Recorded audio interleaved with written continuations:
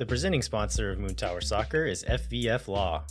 To find out what makes FVF a different kind of injury law firm, you can visit fvf.law. Hello friends, and thanks for listening to Moon Tower Soccer. This week we will review Austin's win over LAFC, and then we'll also talk about the insane draw over Orlando City. We'll also cover a few other pieces of Austin FC news. My name is Landon Cottom, and I'm joined, as always, by Mr. Jeremiah Bentley. Hey everybody, I am Jeremiah Bentley, and the topic we have chosen to discuss this week is our big sports weekend, because somebody, I believe you, told me at Hop Squad that you picked up your first yellow card. I did. It was my first yellow card. We told listeners that this is my first organized 11s soccer season, and I've been playing center back most of the time, center back and left back a lot, and it felt like a little bit of a rite of passage. Was this yellow card deserved? Absolutely. It was absolutely deserved. I know that listeners here, I guess listeners and even just like most people who know me would understand that I'm usually like a pretty calm person, but I also have a lot of like mama hen energy. And if I feel like somebody that I care about has been wronged, I like absolutely lose it. And a guy got full on like American football tackled in the box, and the guy didn't call a penalty at first. He ended up giving the penalty, which made the whole thing even stupider, but he didn't blow his whistle. He didn't point anywhere. He just like started walking towards the goal and didn't say or do anything. And so me and another teammate were yelling at him, and I kind of lost it a little bit and got a yellow card. But is there an accumulation rule in your league? There is. I think it's a ban, and also your team gets fined like $25 after two of them or something like that. So I don't know that I would have gotten banned immediately necessarily, but my teammates probably wouldn't have liked it very much. That is pretty tough, man. I didn't realize. So there's like somebody being paid to officiate these games, huh?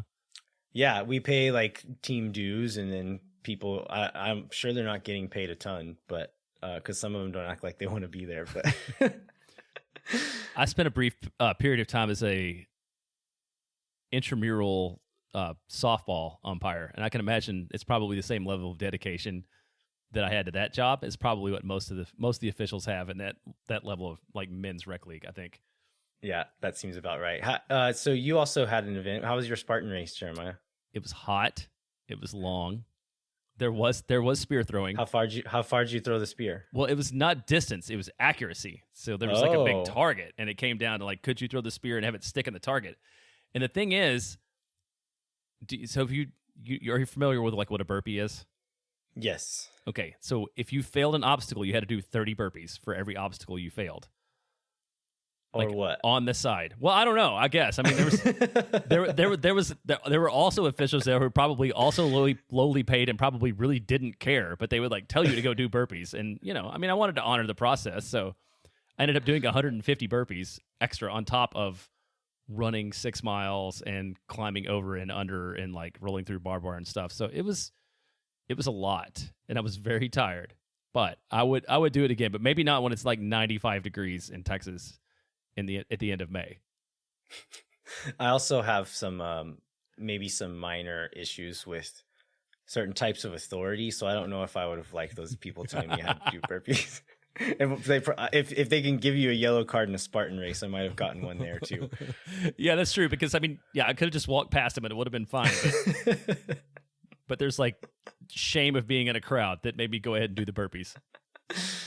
All right, let's move on to some Austin FC news before we jump into the game reviews. So Austin FC has announced a partnership with KLM Royal Dutch Airlines. So we don't do a lot of partnership announcements because they have a ton of them.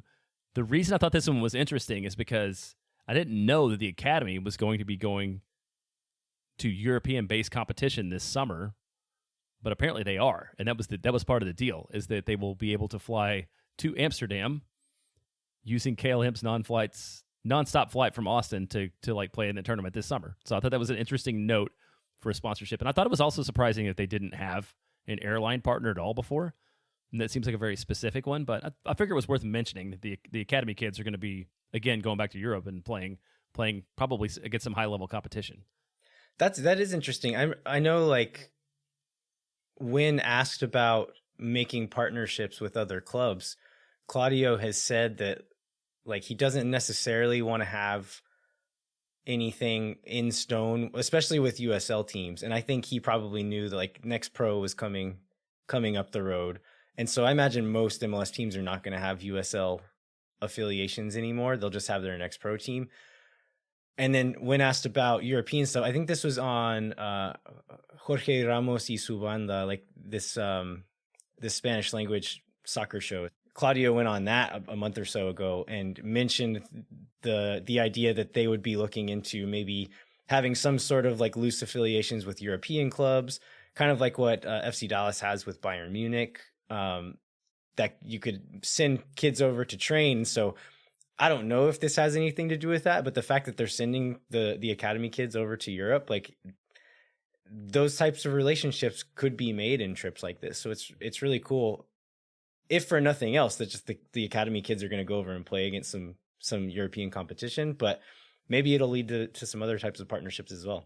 Yeah, I thought it was cool. That was a cool thing for them, obviously. I think it's great. It's great for the team to have that kind of development.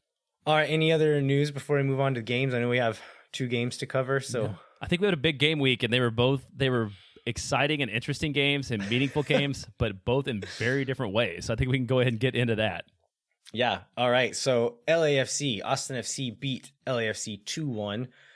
It put them top of the table, top of the Supporters Shield standings for all of about 3 days Right. until Saturday. But it was really nice. I mean, there was all this back and forth between LAFC and Austin FC's Twitter accounts and fans and stuff saying, like, hoping somebody would take down LAFC, and then Austin tweeting that sometimes you just have to do something yourself to get it taken care of. And so it was really kind of cool for Austin to go to LA, beat them at home in the Banc of California Stadium to take that top spot officially, and not just for 12 hours until LAFC played, but to have the same number of games played and for us to be in first place. I thought that was pretty cool. Yeah, it was pretty cool. And you know, it was at the point where I think that was the 12th game of the season. So you get into where like things aren't a fluke. So we're more than a third away through the year at that point. It's like, well, maybe this team is actually good. And it's funny how much we'll get into this after Orlando, but even like the floor on expectations is so much higher than I think it was coming into this year. It's which is great to see. And this victory, I think, may have been the biggest win in the history of Austin FC. Like, goes a long way to doing. Like, I can't think of a more meaningful victory that we've had. No, I think that's absolutely true.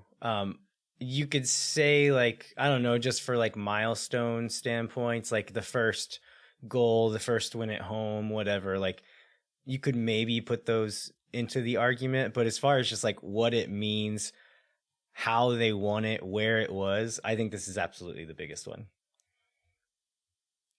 So it was not the prettiest of games by Austin, by any means. Yeah. But Austin's two big summer signings. There's several others, but 2 of the biggest summer signings were involved in that first goal. So Valencia and Gabrielson got that first goal, and then there's too much soccer. I can't remember what the second goal was now. The second goal was the most amazing pass that many of us have ever seen, from Driussi to Diego on that goal. And now a lot of people have seen it thanks to your friend Jeremiah. Yeah. We'll get into that here in a little bit. Okay. So one thing that I thought was interesting in Wolff's post-game press conference for this LAFC game, and then was also reiterated by Ring in the hype video that they put out the next day, but it was from his little speech that he gave in the team huddle right before kickoff. And they both talked about bravery, and Ring said, like, I don't care if you mess up, like mess up if you have to, but don't be afraid. Like, fear, I think he said something like, fear is not a word we understand today. And so, like, I think in the Galaxy game, and maybe in some of the other games where we've looked a little shaky, probably specifically the Galaxy game, you could say that like players looked a little bit nervous, a little bit shaky, weren't moving the ball as well, weren't playing as confidently.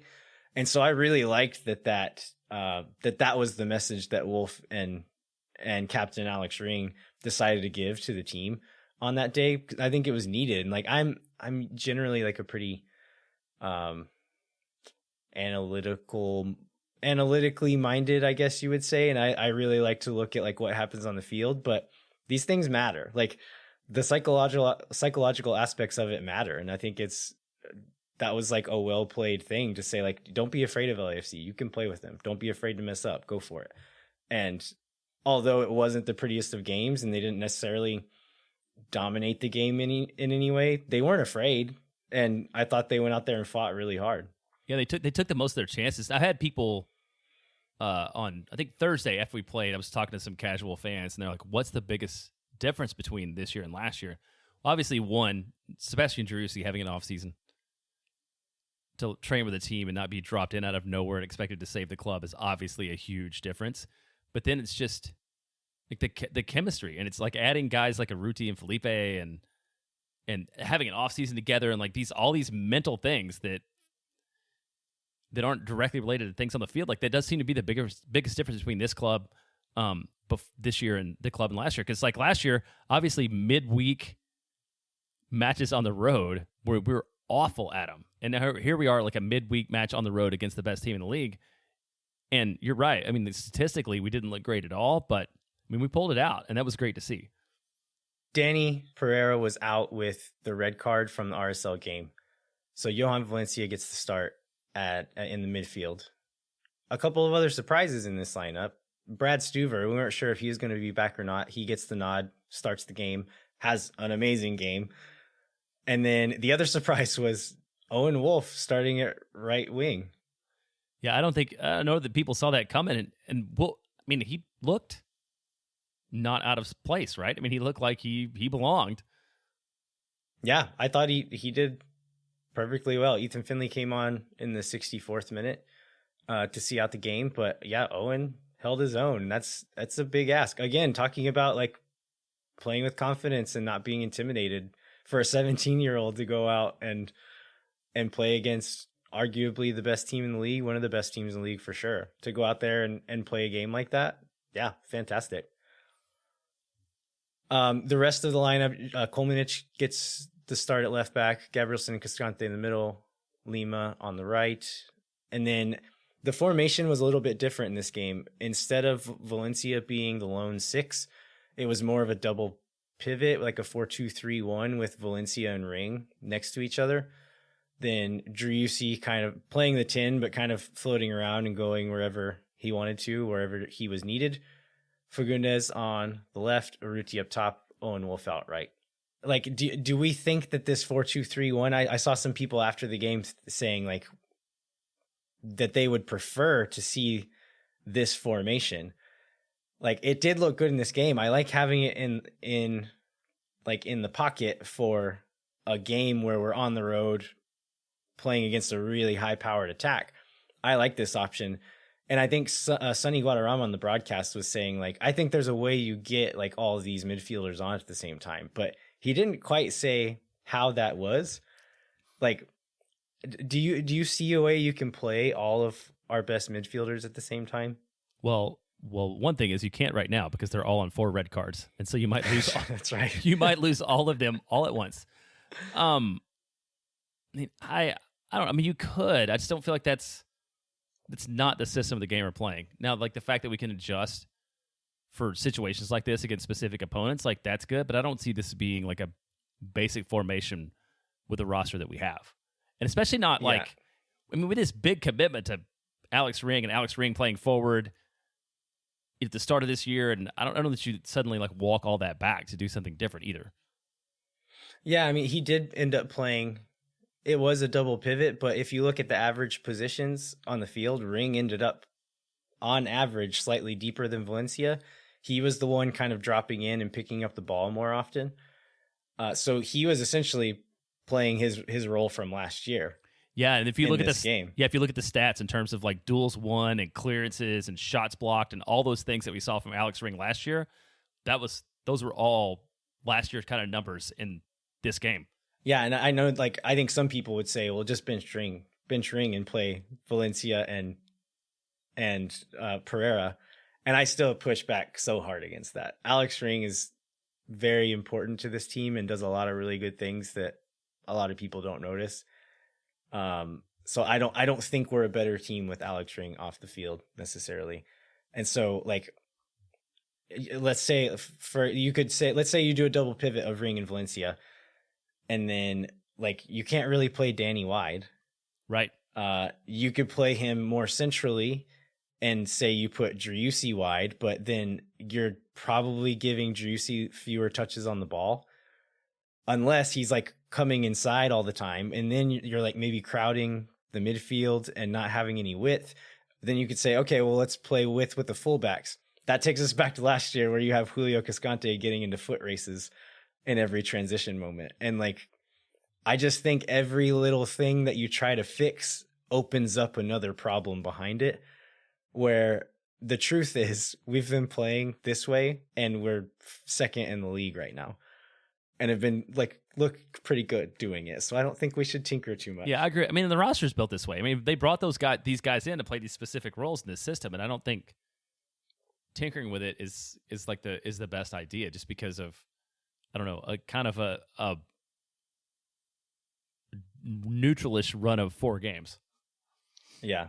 All right, let's get into some of the highlights of this LAFC game. So the first goal comes 13 minutes in. It's Ruben Gabrielsen with a really like deft, clever little finish there, wasn't it? Yeah, that was not a center back finish in any way in that moment, for sure. Yeah, was this was off of a corner or a long throw? I think it was a corner. And then I think you're right. It was a corner, that's why the center backs are up there, but it gets like cleared, deflected, whatever. And an Orlando City player gets a touch on it and tries to flick it over to someone or not Orlando City, LAFC player gets a flick on and tries to run. Johan Valencia does what Johan Valencia is paid to do and cuts that ball out. And he just turns around really quick and hits it. I'm not sure if he was trying to shoot there or trying to just like get it into the mixer. I really think he was just like, there's still players up there. I'm just going to turn and just blast it into traffic. And Gabrielsen does a good job to like get a touch on it. A slightly clumsy little turn, but keeps the ball under his feet there. And then pulls his leg back and he sees Murillo go to ground.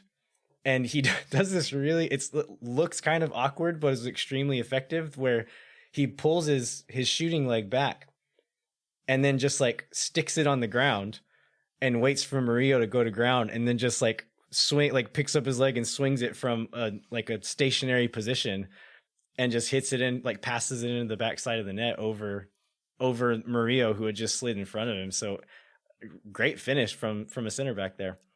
Yeah, and his second goal in the year, I should have looked this up, but I mean, it's got to be the most from any of our center backs. Did we get 2 goals from the center backs last year even? Julio might have had 2 last year, but I don't think it was more than 2 if he did. We did not necessarily. I mean, I guess we won the game in possession, but none of the danger stats. Well, and then like 4 minutes after that, that's when Stuver absolutely saved our bacon when he had the double save on the Blessing and Vela shots. That's right, and that was Cascante's fault that happened. Yes. Cascante tries to dribble a guy in the box, and it does not come off. It leads to a Latif Blessing shot. Stuver saves it from point blank, falls to Vela, and then Stuver is able to get a leg on it. So, yeah, Stuver did not waste time getting back into form. He came back with his hair on fire and just had a really great game in this one. Yeah, and then I think from there, I mean, it was a lot of like you said, like we had a lot of possession. I feel like LA had the more dangerous chances. There was one. Was it Diego that was not long after that. Diego hits a crossbar. 23rd minute, Diego hits the crossbar. And so, okay, well, we're probably going to talk about playing out of the back for the Orlando game. Yeah. So everyone remembers when we mess it up, but this play comes from, it starts with Brad Stuver. And so he gets it to Lima, like, I don't remember, from like a Stuver throw or something.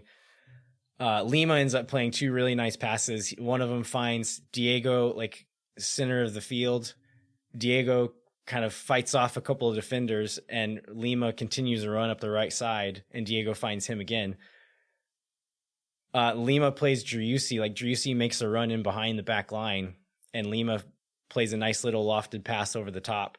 He gets to the end line, cuts it back to Diego.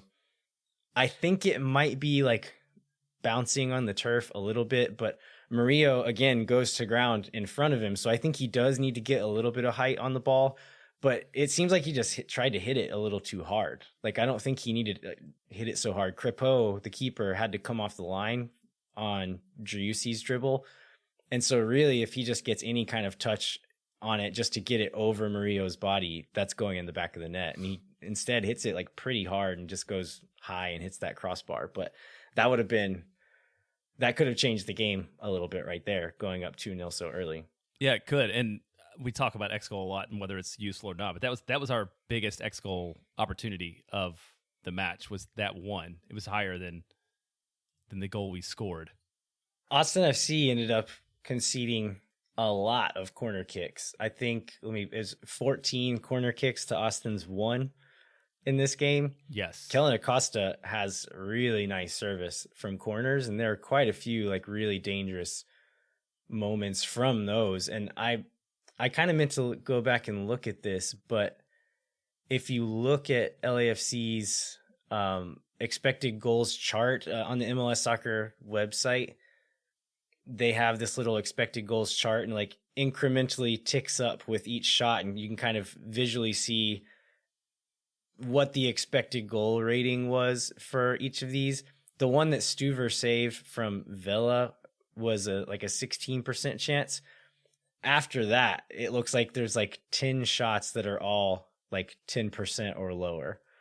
And so there were a lot of opportunities. Austin did a good job of not letting any of those be really strong opportunities, which I think was one of the strengths in this game, was like bend, don't break. And they probably should have done a little better to cut out some of those opportunities. Gave that one specifically with Julio, gave them a pretty golden opportunity that Stuver saved us on. But there's another save from a transition. Opoku makes that a run in behind. Kolmanic is maybe not well positioned in transition. Opoku gets behind, and Gabrielson does a good job of keeping him from cutting inside and forces that shot to the near post. And Stuver does this really quick instinct kick save.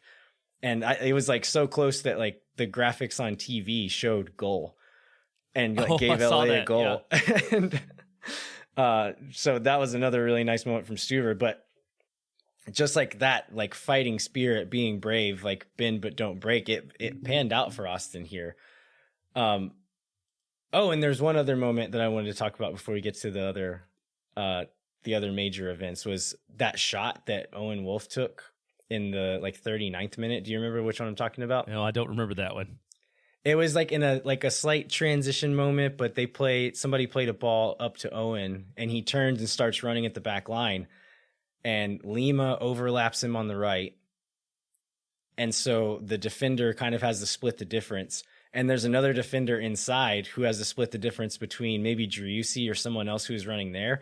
And so Owen does like the right thing. Like he attacks and like pushes forward and says, make a decision. Like you come to me or you go to him, and nobody steps. And so he takes a crack, and just like the swerve of the ball puts it just outside the upper corner. Okay. It hits like the side net, but he struck it really well and like played the scenario really well, which is an encouraging thing to see from a kid that age. You see older people, including on this team, maybe freeze up in that moment, not know what to do, and he does the exact right thing.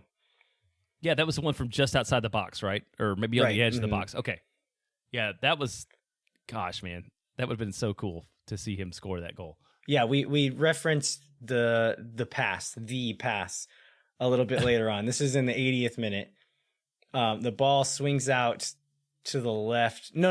Out left to Diego. Diego does really well to play it, like split two defenders to kind of drop it back to Driussi. He then gets swarmed by 3 defenders, takes one touch out to the left sideline, and Rabonas it over the top, and it just like slowly falls right into the path of Diego. Diego doesn't even have to take a touch. He just keeps running, and the ball is just running right along in front of him. And he takes 2 or 3 steps before he even takes a touch after that, I think. But there was not a very good angle of that on the game. I didn't notice it in the game. I saw people talking about it afterwards. And if you go back and watch like the game highlights or just the footage from the broadcast, if you know it's happening and look really close, you can say like, oh yeah, I kind of think he Rabona'd it. But then Jeremiah, your friend Chris, sent you a video and he's sitting on the sideline, like right there, and happens to be filming the field at that very moment and catches it all on I saw video. right in front of him. Yeah, so it's my friend Chris Beckett. He posted it on Instagram, and his Instagram is private. And I saw that. I was like, holy crap, this is like the video that everybody's been asking for. It's like, Chris, you have. So I texted him. I was like, send me the video and can I post it? And he sent me like, he's like, I mean, yeah, it was a good pass. And he sent me like 3 videos. I'm like, no, that one. So like, I got that one, yeah, and he was cool, and we could share it. So he posted on the Moon Tower Soccer account, and that was like the video that everybody was looking for. I mean, I didn't until I saw that. I did not appreciate like the beauty, like the strength of that, the power of that, like the direction of that. And I mean, I don't know that very many people in the league could think about making that pass, and definitely not complete that pass. Yeah, and a Rabona. So quickly, for those who don't know, a Rabona is when you put your outside plant foot next to the ball, and then you kick the ball behind your plant leg with your other foot. To do this while running and evading defenders is extremely difficult. I would say most of the time when people do Rabonas, it's to show off and is not actually more effective than just hitting it with your other foot. I think in this scenario, it probably was more effective. Just because of the like where the ball was, where the defenders were, how much time he had as the ball was kind of running away from him. And then the way that it like put this backspin on it that just dropped it right in front of Diego, and it just kept running along with him. Diego didn't have to chase it. It was just with him the whole time. And so I would argue that this was more effective. Could he have just hit it with his left foot? Yeah, maybe. But I think this worked better. I think a famous one, like Eric Lamela scored a couple in the Premier League a few years ago. I think both of those, he could have just hit it with his other foot and it would have been fine. Yeah, I think the thing about this one, you mentioned it, is that made it so good is like where the defenders were. And if you just hit it with like the left foot, maybe he doesn't get it through them, over them, or whatever. But or doesn't, like if he takes another step to hit it with his left foot, like maybe the defenders get there, he has to hit it a little bit further. Diego has to chase it a bit more. Yeah, because Diego had, I mean, it was a great finish too, and it was almost overwhelmed, right? Because like Diego had a lot of choices to make, and he let the ball run exactly as long as he needed to let it run. You know, he got on the foot exactly what he needed to and put the ball in the exact right place in order to convert that. Yeah, talk about being brave there. He had a defender kind of backtracking. Maxi was making a run in behind that defender, and so that defender couldn't commit too much because he knew Diego could slip that pass to Maxi in behind. Crepeau was also, as Diego got closer, Crepeau started to kind of come off his line a little bit, knowing that if Diego chipped it over to the backside, he might have to come off or like cheat over to another shot. And so Diego just keeps running. Somebody commit to me. And they never did. And finally he takes a look inside and sees that Crepeau had cheated out a little bit and just hits it near post and is able to get it past. Do you think Crepeau could or should have saved that one? He gets a hand to it. I think he did the best he could given what transpired there when the shot comes. And so Diego definitely redeemed himself from the earlier shot off the post, right? Yeah. Yeah, so at that point we're up 2-0, we're cruising. People are texting me like we're the best team in the world. I'm so glad that we have managed to pull out this midweek victory against the best team, the leading team in the Western Conference. And then things changed a lot. Yeah, it started feeling a little bit different. That first penalty comes in the... What minute was that? I think it was 86. 86th minute was when the goal was scored. So, oh, that's true. I think the penalty was like 83 or something, maybe. Yeah, probably, because I think they did a review, so it was maybe a few minutes before then. But Vela gets in over the top behind. Stuver comes off his line. Vela takes a touch wide, and Stuver goes to ground to try to catch the ball. Vela is very clever here and leaves his trailing foot just as far down as he could go. Does a good job of selling it, I think. But Stuver gave him the opportunity to do that. I feel like I've seen Vela do that before. I mean, it was a penalty by every letter of the law. Like it was enough, one of those where it's like Vela, you cheated, but we have to tip our hat to you because like there's no like the ref has to call it, I think. Yeah, he has to. Yeah, the way he dragged the leg, like the ref knows he was diving, but it's like there's enough contact there. Like, good job, buddy, you did it. And so yeah, I think it's fair to give it there. My favorite moment in the game happens right after this. As they do, there's always like a big kerfuffle around the penalty spot and people going to try to psych out the taker and people trying to like stamp on the penalty spot to make the ground bumpy there. And Felipe just walks up real casually and calmly to Vela and just looks at him and like starts telling him like where to shoot it. He's like, yeah, take it right side, put it to the right side. I think the ref or one of the other players comes and pushes him out of the way. But I thought that was so funny. Like, the most Felipe way to psych somebody out. It's not like talking trash or anything. It's just like, yeah, put it over there. Stuver guesses the wrong way. Vela puts that one away. So that's 2-1. This is when I start getting quite nervous in the game. I felt not great about the rest of it, but okay. Very tense game.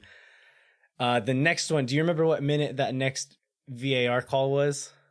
Oh, no, I don't. I went back and looked, and I couldn't figure out which one it was. But it was, man, I mean, LAFC had all of the ball and all the opportunities, and I felt like we really seized up in the moment. Yeah, so this second VAR call was they play the ball into, I want to say maybe Palacios, and Kip Keller comes up behind him and is trying to challenge for the ball. Kip Keller does not get the ball. He slightly clips the back of this guy's ankle. It's not given in real time. They take it to VAR and they don't overturn it. I think this very easily and probably fairly could have been given as a penalty, but it was borderline enough. And I think it's another one of those, like, Keller didn't actually kick him very hard. Like, you can tell, like, he like kind of puts his foot down behind this guy's foot. The guy feels contact and fairly goes down. Had it been given on the field, I think the VAR keeps that a penalty. I think it's probably right. I think VAR is not overturning that either way you give it. And so whatever was given in the moment was going to stand. And so maybe it should have been a penalty, but I think it's also fair that VAR did not overturn it, and that maybe a little bit of like justice was served there with Vela getting over that first one that they weren't given this second one. But I think this is kind of a theme in both of these games that I just feel like Austin has not been on the right side of a lot of these in their short history. And so I feel like we're maybe just karma's catching up with them. Well, I feel like there's something about, and we can talk about this probably in the Orlando match too, but like the way Kip Keller plays, like it just seems very aggressive. Like it feels like he's going to attract cards because of like, it's just, I mean, it's a little bit, I think you called him like an oversized baby deer or something. Like he's just a little bit clumsy, you know? And his body just like moves too much for what he's doing. Exactly. And so like, I think it makes him look like it could be intimidating to the other team in moments. I think it could maybe play into his advantage, but in moments like this, where if a thing is maybe not a foul because of the way he moves, they might be more likely to give the foul. And it's a little bit like the way Alex Ring moves, right? Like it's a very like he's not like Ring is not as smooth as some other guys that play his position, right? And it's very like kind of blocky and determined. And I feel like Keller does a little bit the same way too. And he's probably going to pick up extra cards and things because of that. And luckily, this didn't turn out to be a negative for Austin. Yeah. So yeah, there's I don't know how many chances in the last little minute, but we end up seeing. I remember when this VAR call was now. It was at 90 minutes because they don't start play again until 3 minutes after the 90 minutes was up. And so the fourth official holds up 5 minutes on the sign. And I'm like, wait, is this 5 minutes from 90 minutes or 5 minutes from now? It ended up being 5 minutes from now. And we played until 8 minutes after the 90. And lots of last ditch defending and lots of fighting, but Austin saw it out and was able to win the game, which, like you said before, biggest win in history. Yeah, and then it ends up, so Stuver, Gabrielson, Driussi, and Wolff all end up on the MLS Team of the Week. Which, Josh Wolff, not Owen Wolff. Not Owen Wolff. Josh Wolff maybe be on the Young Team of the Week. Which is like we had 2 teams of the week this week, by the way, for people who don't like follow things too closely. Because that was right? Because that was Thursday they announced that, and then Driussi. That's right, yeah. On today was announced on Team of the Week again. So I guess everybody played 2 games, so we have 2 game weeks. Yeah, but Stuver was phenomenal. Gabrielson had probably his best game for Austin. Driussi was Driussi and just did Driussi stuff. And then, yeah, Josh Wolff. I think this is maybe where Josh Wolff comes in. Like, partially, I think they give him like Coach of the Week for just the winning that game on the road. But I think he made some shifts later in this game that really affected it. I heard a lot of people describing this as putting Kip Keller in at fullback, but I don't think that's actually what happened. So I can't remember, who did he come on for? He came on. He came on for Nick Lima yeah. 76 minutes. So Gallagher comes on for Kolmanich. Kip Keller comes on for Nick Lima. And so the way I saw it was a back 5 with our 3 center backs, Kip on the right side as that right-sided center back, Ethan Finley as the right wing back, and John Gallagher as the left wing back.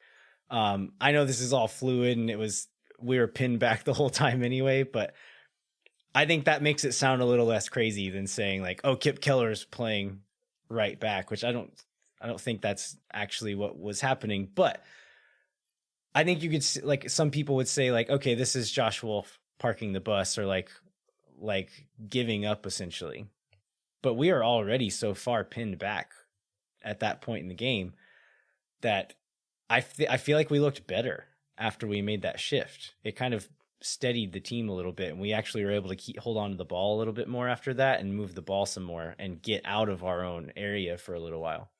Is that the way you saw it, or did you see it as like waving a white flag and giving up? Well, given that the second goal came after that move was made, I definitely wasn't giving up. But yeah, I mean, it seemed like a good solid back 3, and then part of it's just like who you have available and you know what you can do. And so I didn't have any problem with that at all. And I think it was smart. I think, you know, Kip this week, after sitting out a long time, really kind of made a good account of himself between both matches, especially for a guy that hadn't seen the field in a long time. He really acclimated quickly. Yeah, he really did. One of the most interesting things I think came out of this is, so the club tweeted this out, but after this match, we had collected 10 points on the road already this season, which is 2 points more than we collected on the road all of last year. So like last year we scored 8. We scored 8 points on the road all year, and now we're already up to 10. You know, and we're just 12 games into the season. If there's anything that speaks to the difference between this year's club and last year's club, like, it has to be that. Yeah, that's amazing. And like midweek on the road, especially, right? Like after a certain point in the season, if we were playing away on a Wednesday, I was like, we're losing. Like, we are absolutely losing this game. And yeah, so I think that's just another reason why this is the biggest win in club history. Yeah, and Bill's made a good point about people who wanted to see players like Gite or want to see Romagna back. You know, like, the competition for the game day 20 is real this year. And last year we had 18, 19 guys sometimes that were even healthy and able to play. Like, we were not picking among quality choices. We were like, can you wear a jersey and run around? Yes. Then you get to be on the game day roster. Yeah.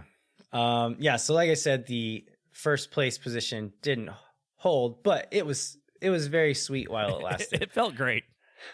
All right, Jeremiah, let's take a quick break and then we'll come back and talk about the craziness that was the Orlando City game on Sunday night. No one is around.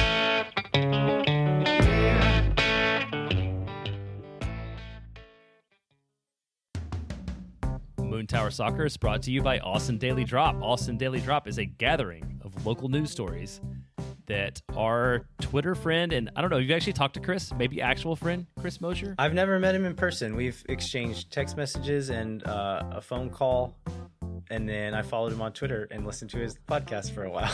Okay, so a acquaintance of sorts, maybe, becoming a friend. Chris Mosher puts out stories that he finds to be impactful and interesting, served up as a quick digest.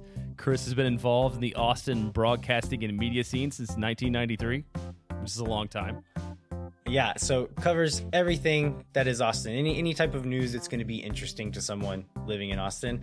I actually, after my game the other day where I got the yellow card, we had a new player on the team, and somebody mentioned the podcast, and she said, "Oh, is that the podcast that they mentioned on Austin Daily Drop the other day?" I was like, "Yeah, it is." Chris actually gave us a shout out and like quoted me on the show. Oh, thank you, Chris. Used us as one of his sources. That's kind of what he does. He'll pull sources that he likes or sources that he thought are making good news, and we're honored that he chose us as one of his sources on that day. But he talks about Austin FC fairly regularly, kind of gives little updates there, but also music, culture, restaurants, news, local government, anything that's interesting and relevant to folks living in Austin. So Chris maybe really is evil Mopac. Is that the theory we're gonna come out with here? I'm not gonna accuse him of that. We're not gonna speculate on that. Okay, so Chris posts the pod Monday through Friday by 8 a.m. and it usually runs between 8 and 10 minutes long. Summed up as a quick, easy, and reliable way to stay up to speed about everything that's happening in Austin that you might need to know about. Give Chris 10 minutes and he'll give you Austin. All right, we don't have a home match happening for a little while, but we will still be doing ticket giveaways thanks to Sage Wilson Property Group for a match in the future. I like the way I write these. For a match on capitalized words, match date, future game. If you would like to enter, you can go to moontowersoccer.com and then click on free ticket giveaway in the top navigation bar, or click on the link in the show notes and fill out the form there. So we haven't talked about really the real estate market in Austin, but it's sort of bananas. If you or someone you know are in need of real estate advice in Austin, talk to our friends at Sage Wilson Property Group and check them out online at sagewilson.com. And as always, Moon Tower Soccer is brought to you by our friends at FVF Law, the official injury lawyers of Austin FC. FVF is a different kind of personal injury law firm dedicated to community, transparency, and client education. You can go to FVF.law to find out what makes FVF a different kind of injury law firm and why understanding your legal options can dramatically change the outcome of a case. Once again, that's FVF.law. Wait, I want to add on to that when my son and Jackson and I were going to the game, he was talking about lawyers, and I don't know why. And then he's like, "Dad, you can't find a guy like standing on top of a truck with a hammer screaming. You should talk to FVF." Like, baby, you get it. Thank you. Yes, we should all care about people like FVF Law. And apparently I've worked this into the brain of my child, which I'm very proud of. He's a very wise 12-year-old. He is for sure. All right, we are back. We're going to recap the Orlando City game at home, the 2-2 draw. Jeremiah, this one was insane. I was strangely calm during the first half, even when we were down 2-0. But then the last 20 minutes or so, whenever that first red card happened, I think this is maybe the most tense and insane that stadium has ever been. Yeah, I think just we talked about the last game being the biggest win ever that we've had without a doubt. I feel like this is the craziest home match we've ever had without a doubt for all those reasons, for the intensity, for the volume, for what happened, for the shithousery we have not seen on any other level up until this match. It was just the total package was so insane. I think you could objectively call the 4-3 or whatever it was against San Jose at home last year crazier, but because we lost it, it's a less fun memory. We got a point out of this one, and so I think this one is a more fun memory and maybe had higher craziness highs than that game did. Yeah, I think this one was louder. I feel like that. I don't remember when Absolutely. Yeah. I think that was the thing where in terms of the whole stadium being up and kind of going insane and losing their minds all at the same time, I don't think anything competes with this match in that way. Yeah. So this one, gets off to a pretty quick start. So Austin gets a goal in the second minute. No, Austin does not. That would have been great. Yeah. Yeah. Orlando gets a goal in the second minute. This comes from Brad Stuver playing out of the back. Just tries to chip a defender into John Gallagher playing on the left fullback there, and just doesn't get any height on it and bounces off the defender. It was Junior Urso. He plays the ball in to Kara. Kara takes one touch, slots it inside. No chance of stopping it at all. That one's all on Stuver. I watched back to see if there's like any way it could have been salvaged at that point. No, Stuver beefed it, and then once he gave it away, there was no chance of stopping it. And the good thing on his part is like he totally owned that. So somebody on Instagram asked him about it, and he's like, "What were you trying to do? Were you trying to take a no-look pass to the left or something?" And Stuver replied and said, "Nope." He said, "I just missed a ball that I hit every day, all the time." So I mean, it was just a scuff ball. Like he was trying to do something and failed at it, and I appreciate that he owned it and tried to cover from it. And the weird thing is, like, suddenly then the Stuver out crowd comes out after that, from like team of the week 3 days earlier I know. to all of a sudden, like, oh my gosh, this guy gives up so many goals, like trying to play out of the back and get too casual with his feet and stuff. And it would be hard to be a professional athlete with how short of a memories like fans have. Yeah, I mean, he really has added that pass to his tool bag. I feel like last year it was almost always like playing laterally to a center back. And then if he was doing anything else, it made me nervous. And this year he has been kind of like faking that pass either up the gut to Pereira or out to the side, and then chipping it over the top to one of the fullbacks if they have space there. And that's what he was trying to do and just didn't come off. Austin fought back pretty well after that. I feel like we controlled the game and had some good chances for about the next 10 minutes. But then I'd say about like the 15th, between 15 and 20 minutes, Orlando is really starting to kind of like cut through our press quite a bit. And we've done quite well, like pressing teams and making them kind of do things they don't want to for the most part. That was not really happening in this game. Jeremiah, you said that you thought the team looked like a little bit sluggish, right? Like, I think that maybe was like adding to it, just like a step slow on things, and Orlando was just able to pass right through us.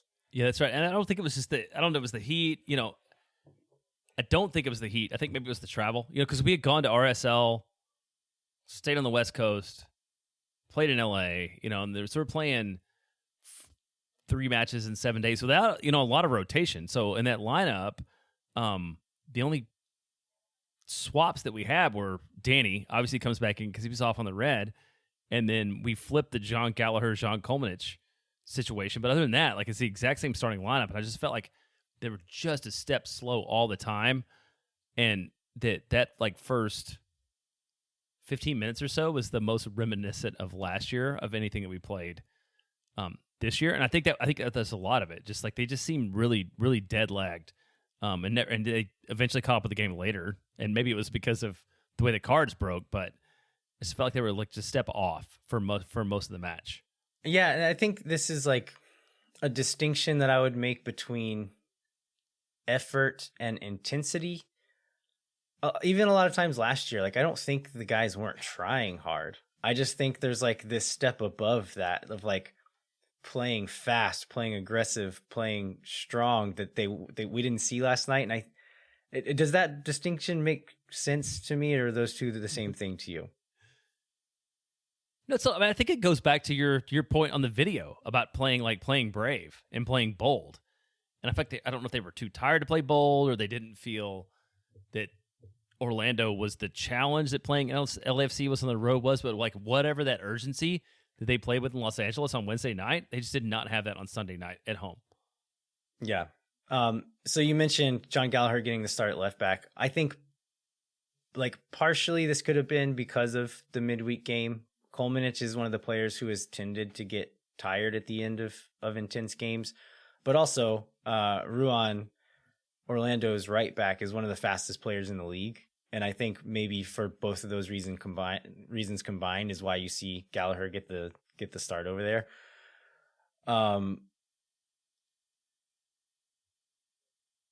But yeah, the second goal comes in the 23rd minute. This one again, like if you watch it, there's not any like one big error that leads to this. It's like a string of lots of errors where somebody could have put in like that extra 10% and fixed it maybe. So Orlando is attacking Austin. Facundo Torres gets in behind Nick Lima, receives the ball. It's a pretty well played pass, but Lima maybe could have done a bit better to block him off there. Torres gets to the end line, crosses it in. Kip Keller, who had come in for Ruben Gabrielson, Ruben went down in the 20th minute, calls for a sub.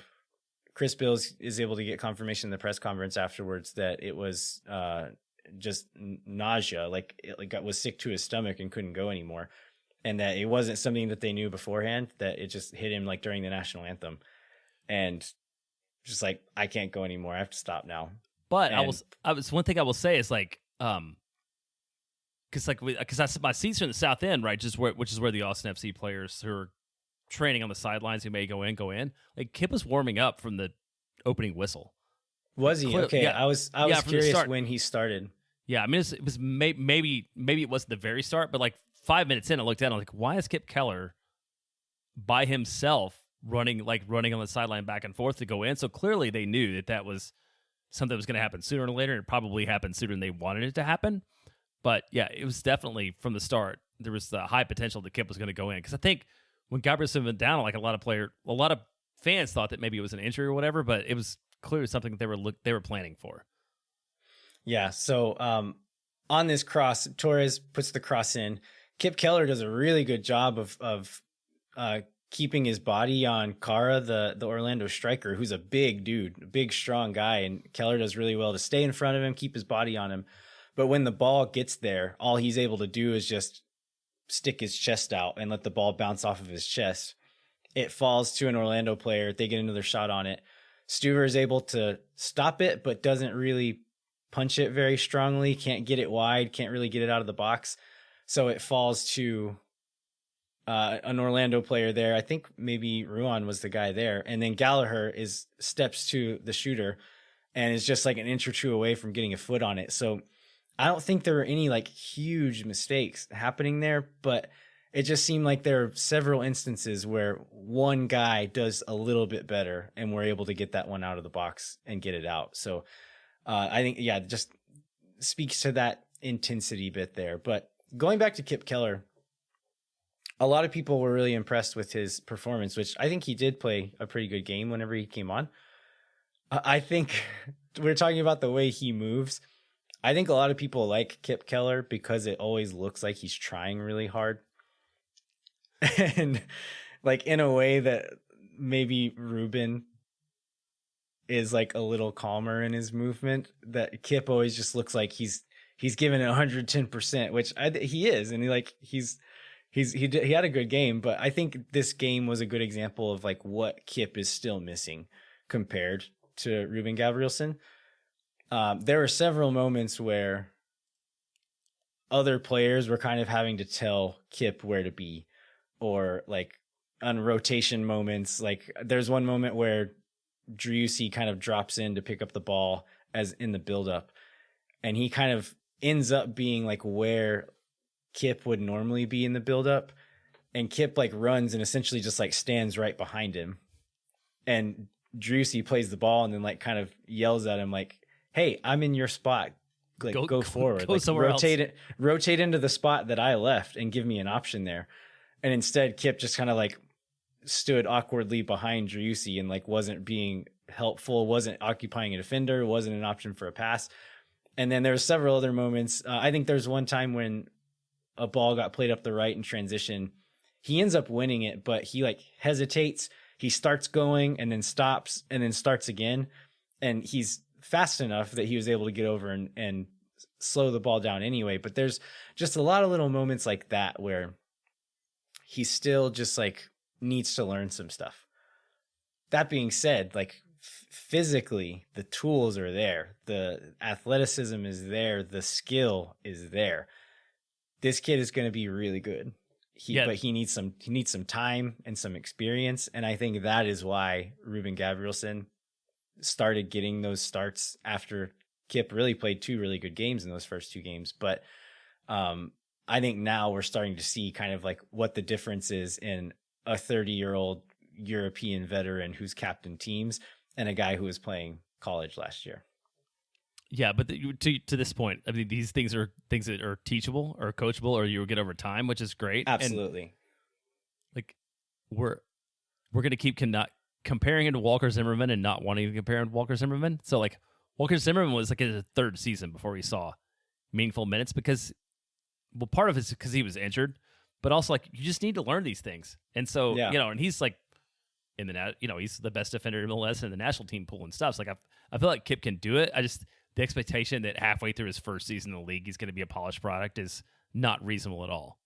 Yeah, absolutely. And I don't want people to think that I'm talking bad about Kip. Absolutely not. I think he's done a great job with the minutes he's been given. But I think the larger point is like you said, 2 years from now, I think he's going to be a monster.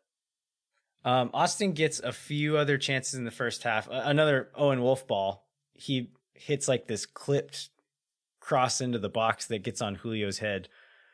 Julio hits it straight down instead of at goal, and it bounces over the crossbar. But a few decent chances in the first half, including a Maxi Urruti bar off the post, or Maxi Urruti shot off the post. So like I've heard people say that like Austin was played off the field in the first half. I feel like that's a little harsh. It was like, I feel like there were moments where Austin clearly looked like the better team and like a stretch where we had way more chances than them. But there were just like the moments that mattered, Orlando capitalized on. Yeah, that's exactly how I saw it. Like Orlando capitalized on their opportunities, especially the first half, and Austin didn't. And if you look at like throughout, like if you look at the X goals or whatever, like it was really high for both teams, and we missed our chances. And they didn't miss their chances, but I mean, we had them. And this is one of those matches. It was just so like up and down, and like transition was crazy, and it could like any score would have not surprised me in terms of the ultimate outcome. But we were not out of it in the first half for sure. Yeah, by no means. The second half is when things started to get really wild. Who was it that hit this ball? John Gallagher gets set up for a shot at the top of the box, hits it really hard. It bounces off of Rodrigo Schlegel's arm. So Austin gets a free kick at the top of the box, a few yards outside, and Schlegel gets a yellow card because he had his arm sticking out. Both of these cards, by the way, were covered. Actually, all of these cards were covered on Instant Replay, which is a little video product that MLSsoccer.com does after these match days where they review like contentious calls. They looked at this one and kind of had some interesting thoughts, but they put up on the screen like what the actual rule is for handball. And the rule for giving a yellow, it's when a player handles the ball to interfere with a promising attack. I think in this moment, it's a shot that is most likely on goal. His arm is sticking out from his body. I think that's an easy yellow to give. I feel yeah, I agree. So Schlegel gets his first yellow there. Austin gets that free kick. On the following free kick, Schlegel is in the wall. Driussi hits it, and it bounces off Schlegel's arm again. So he therefore gets his second yellow, leading to a red, an expulsion, and a penalty kick. Do you think that one was harsh, the second one? That one was a little bit. That was fair? That was a little bit harsh, I think. I feel like it's a little harsh, but it's like, I think because it's a shot on goal, you have to give it. I think it's one of those, like, if that's a cross in from the side and the guy, his arm was not far off of his body, but it like squeezed between the wall in between two arms and bounces away from goal off of this guy's arm.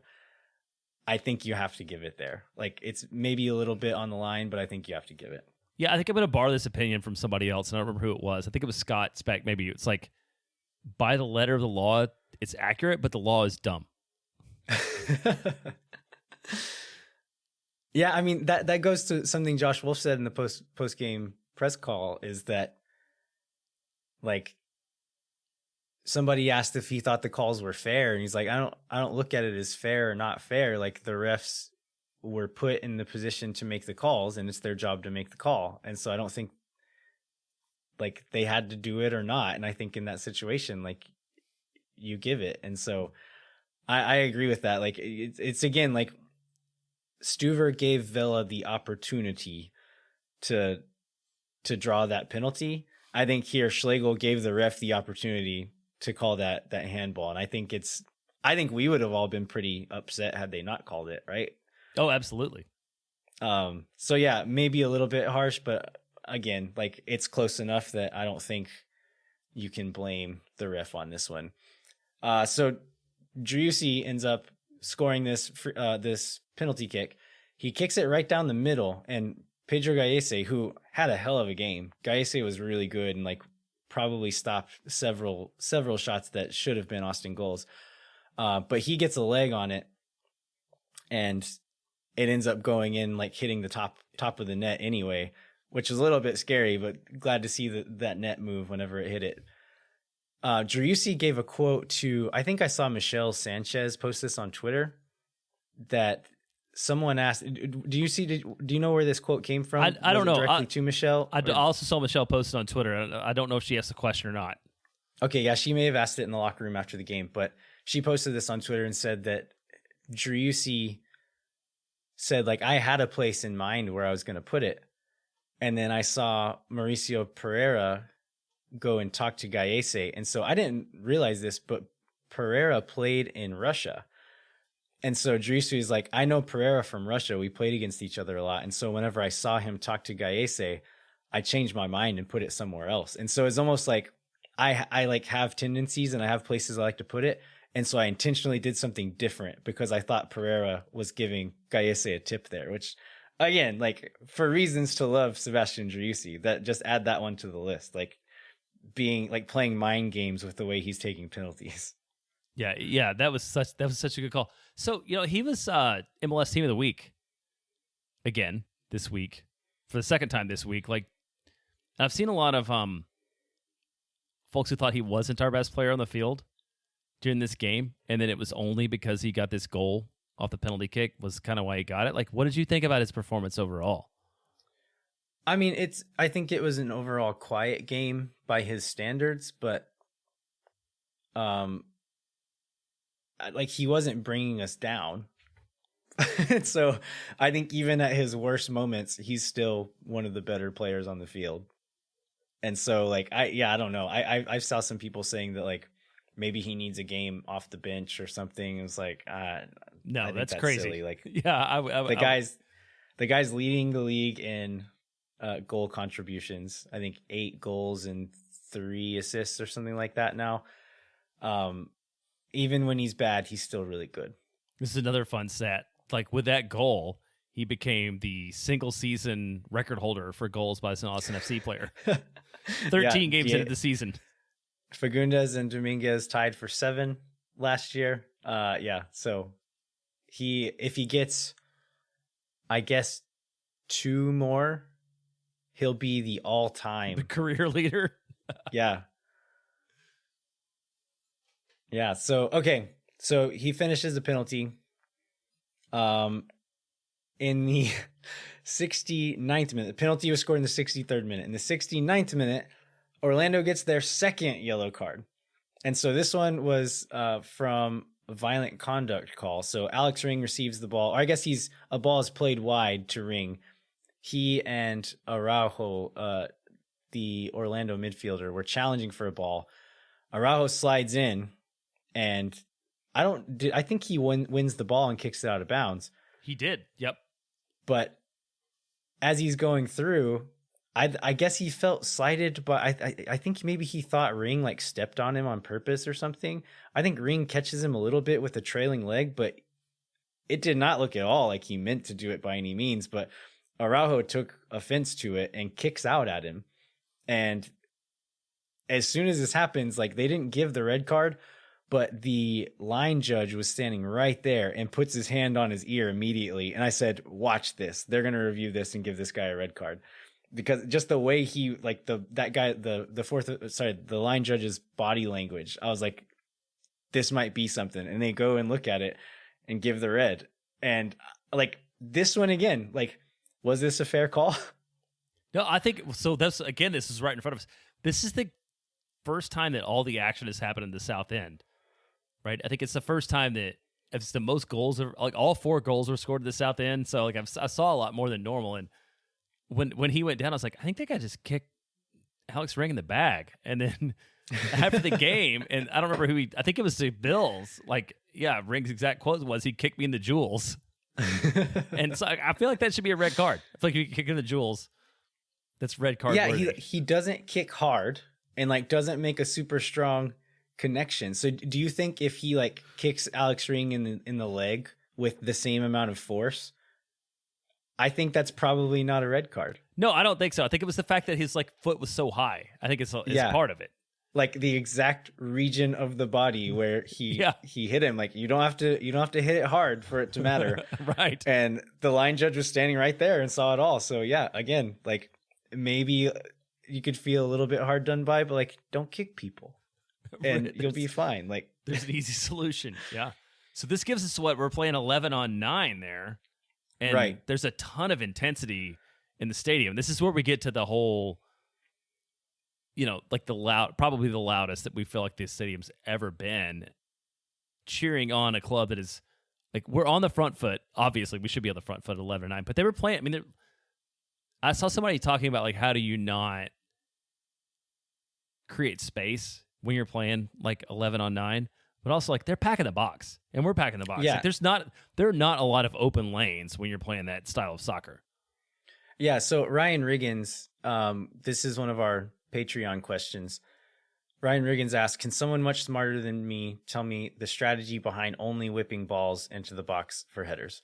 Ryan, neither of us are smarter than you, but we'll do our best to explain this here. Josh Wolff actually addressed this in the press conference after the game, and he said that's essentially what they wanted to do. Like that's what you do in that moment.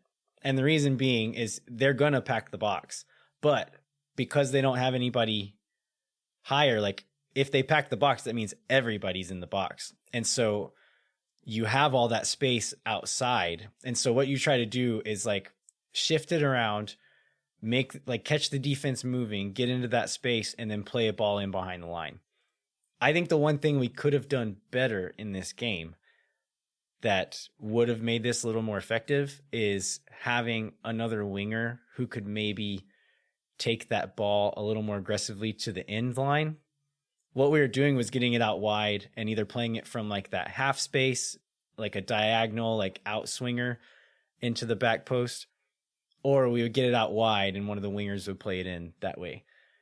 I think maybe like when Ethan Finley was receiving it wide, occasionally if it was there, pushing to the end line and maybe breaking that line there, and then maybe you have a cross in or like a cut back to the penalty spot, and that's another layer of danger. But I really do think that is probably the best way to handle it, is to like make that back line shift, have a bunch of guys up on that line, and as that line is shifting, see if you can get a ball in behind and get ahead on it. We got quite a few chances, we just couldn't finish them. We couldn't put one in. I think Diego gets one in behind that goes off the post. There's a couple of headers. Musa gets a really strong header that goes wide. And so we really were getting chances, and I think probably should have scored on some of them and just couldn't get any of them in. So I think it's more about execution than strategy there, both on the finishing and then also maybe on just some of that like 1v1 effort. So, but luckily, as the I guess the frustration was building in the building, we finally did convert. When does Musa come on? Musa comes into the game in the 75th minute. 75th. He comes on for Danny Pereira. So this is not long after that second red. I saw some people maybe questioning the decision to bring off Danny as opposed to someone else. But I think that was probably the right move. Just considering a lot of factors, like I saw Kevin Morris suggest that maybe we should have taken off a defender, but we had just put on those two fullbacks. Keller hadn't played the whole game, so he was still pretty fresh. And so what they ended up doing was pushing Julio up high later in the game, leaving Kip back there kind of by himself. And then which you can, which you can do. You can do when you're 11-on-9, right? Right. Yeah. And like Keller is athletic enough to like be back there by himself. He can handle that in that situation, and did, both with Kara and then who is the other, Akindele, when they put the other striker Akindele on. He's another big dude, and they would just launch balls up, and Keller did really well to just hold him up and put a body on him and not let him really make anything of it most of the time. So if you're just looking at who to put on, I really do think Danny makes the most sense. Also, keeping in mind that Danny has 4 yellow cards. If he gets one more card, then he's going to be out. And so this is another question we've gotten is, being on 4 cards, does that red card that he got in RSL cancel those out? And Jeremiah, you're able to confirm that no, it does not. No. He's still on 4 yellows, and if he gets another one, he misses another game. Right, and we're going to be in a weird space because now he's on 4 yellows, Alex is on 4 yellows, and Johan's on 4 yellows. So we're almost like a strategically somebody needs to take one to get back. But yeah, I mean, if you read that, I saw Seth Rao suggest online that Danny's not going to be able to travel to the Montreal game. And so I guess that's going to be the next game after the Galaxy, game, correct? Yep. And so this is a dangerous game to play. But if Danny could get a yellow in the Galaxy game, he would then be suspended for the game in Montreal, which he is not allowed to travel to anyway due to immigration status. And so if we could swing that, that would be best case scenario. But again, dangerous game to play. Yeah, for sure. You never know what you're going to get. But yeah, thanks to Cameron Kubek from Austin FC for answering that question. Because if you read the rules, they don't ever speak to like what a red means to yellow card accumulation. But apparently it was very much on purpose because it just doesn't do you any good. Yeah. So Moussa Djite comes on the 75th. He ends up scoring the goal to tie the game up. Another controversial call happened leading up to that. So there was a ball played in. It gets cleared by an Orlando player and bounces off of what it looks like to me in the replay. It bounces off of Moussa. Off of Moussa Djite. Goes out of bounds. Yeah. And they give us a corner kick. That's the corner kick that leads to the goal that Moussa Djite scores. And so Orlando fans online are very angry about this one. So that's actually not reviewable by VAR. So even if they did notice it, there's nothing they could have done about it. So I think Orlando fans should be upset that the corner was given, but you still defend the corner. Like, it's not like that led directly to the goal.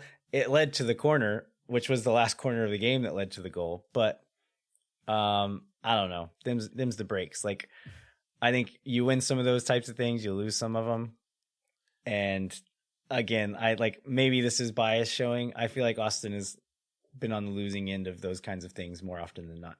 Yeah, I mean, I think it's fair to say this ref did not cover himself in glory in this match. I feel like he ways. handled like pressure quite well, as far as like, I don't know, like not like, I guess it wasn't that spicy of a match until the very end anyway, but Pedro Gallese finally gets a yellow card, like, I don't know, in the 94th minute or something, in that 90-minute plus 9. And so finally gets a yellow card, probably deserved one in the first half for time wasting. This is how long this was going on. And so I think there's like quite a few things that he did wrong, but not all of them were against Orlando. Right. I mean, there was a moment, I think, before the GT goal when like 4 Orlando guys all fell down at the same time. You know, it was, yeah, they were time wasting, and it was a mess. But that's kind of what contributed to making it one of the most bananas games I've ever seen at Q2 Stadium. Yeah, and the extra time at the end, Wolff seemed pretty upset about that as well. So they raise up the sign to say there's I think 7 minutes of extra time, Orlando immediately make a sub and waste another minute of time there. And then Gaese takes 5 slow goal kicks, and then people go down and fake injuries. All that happens, and we get 2 extra minutes out of that. And so I don't know, man. I think the whole extra time thing never makes much sense, but especially in moments like that. How did this game feel to you? Is this a draw that feels like a loss? Is it a draw clutch from the jaws of defeat? Like, how does it feel to you? I would say it was a draw from a match that I feel like we should have lost. I mean, going in, my expectations were higher than they were like during the game, but I was very happy as it unfolded to leave this match with a draw and leave this match like where we were still sitting in the table. Yeah, I think it would have been, because of all the chances we got and because of how those, especially the first goal was scored by Orlando, it would have been an extremely disappointing one to lose. The good news is we're still in second place because FC Dallas lost, the Galaxy lost, and so we're still just 2 points behind LAFC, 2 points ahead of Dallas. And then are we still second in the Supporter Shield? I haven't looked at that yet. We would be, depending on whether you look at second. Well, it's like depending upon whether you look at points per game, because New York City said NYCFC has 1 less game played. It's like at points per game they're ahead of us, but overall we're second in Supporter Shield. Oh, okay, yeah. We're still in the race, though. It's still in contention for Supporter Shield. So some of those results broke our way, so still have some leeway there. But that being said, we can't drop points at home regularly and still stay in this position. Yeah, it was a good week. 4 points from a week is a good week, but it's like reverse of how you would think. If I had told you like we're gonna get 4 points in a week, it'd been like, oh wow, we went to LAFC and pulled out a draw. That's great, and then we won at home. Yeah, that's definitely the more likely thing I would have seen there. All right, anything else from the Orlando game, Jeremiah, before we move on? No, let's go ahead and move on. We're going to talk about LA Galaxy briefly. Yes, very briefly. Because we played them 2 weeks ago? We feel like we know them. Yeah, so give us a quick rundown to what has happened to the Galaxy since the last time we saw them. So the Galaxy are sitting 5th in the West on 20 points. So I think they were, 3rd last time we played them? That's right, just behind us. Yeah, not been a good run for them. So they've lost to Dallas. I think that was 3-1, drew to Minnesota, and they lost 3-0 to Houston at home. So I think they've given up more goals since we played them, maybe, than they had given up all year before we played them. Like, they've given up 6 goals. They've given up 7 goals over 3 matches. I think they had given up 9 when we played them, and they've given up 7 since. 7 since. And one other thing is, if you listen to Westward Ho, which you should, with Phil West show, they have a matchup, a U.S. Open Cup match in the middle of the week against LAFC, which, if you're in LA, apparently that is a very serious matchup, and regardless of the competition, they are going to go all out. So we should have an advantage from LA Galaxy having played a match that matters a lot to them just a few days before we go on the road. Yeah, hopefully for entertainment purposes, I hope that one's a crazy game because I'll probably be watching it. But hopefully the Galaxy tire themselves out trying to beat their rival there. Chicharito was on a hot streak at the beginning of the season, but he hasn't scored in the last 7 games. Hopefully we can keep that. Let's make it 8. Dry spell running too.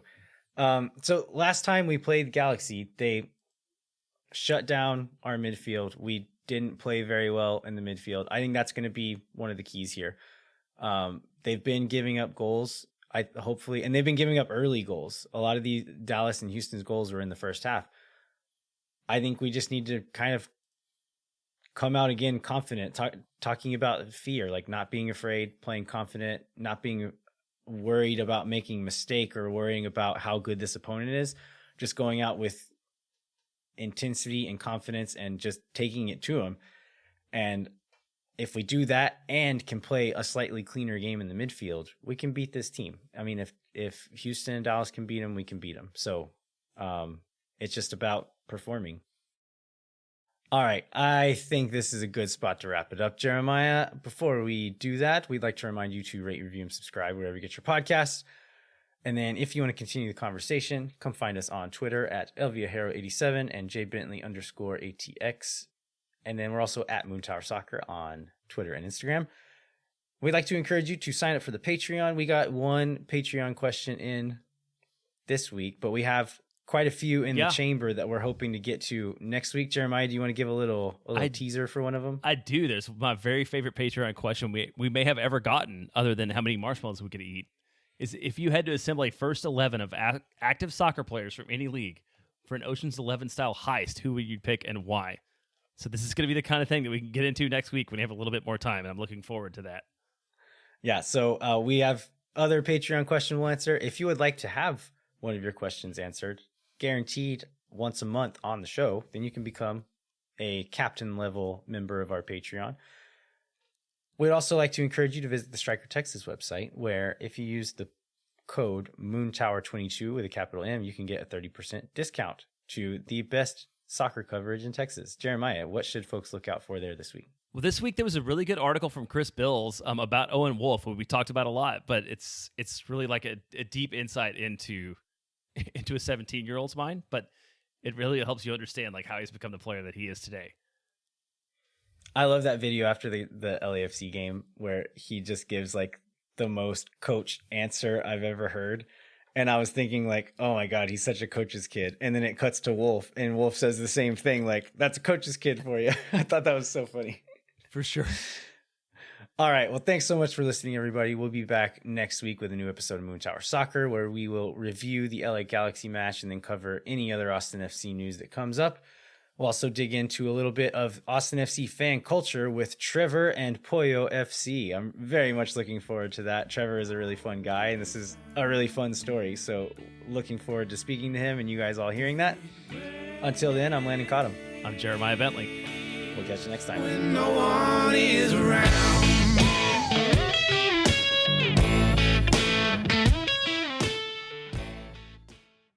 Thank for nothing, you never. La gente Oh my God.